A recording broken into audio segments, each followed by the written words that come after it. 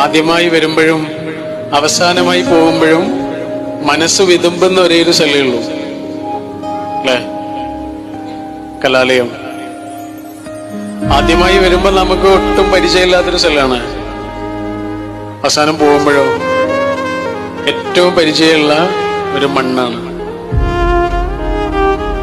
ഇണങ്ങിയും പിണങ്ങിയും ഒരുമിച്ചിരുന്നും വഴക്കുകൂടിയുമൊക്കെ നമ്മളിങ്ങനെ ശേഖരിച്ചത് ഓർമ്മകളെ ആയിരുന്നു എന്ന് നമ്മൾ അറിയുന്നത് പോലും കുറെ കാലം കഴിഞ്ഞിട്ടാണ്.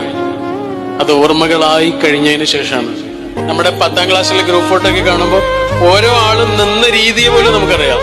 അവരങ്ങനെ നിൽക്കും, അവരങ്ങനെ ചിരിക്കും. ഓരോ മനുഷ്യന്റെയും മനസ്സുപോലും നമുക്കറിയാം.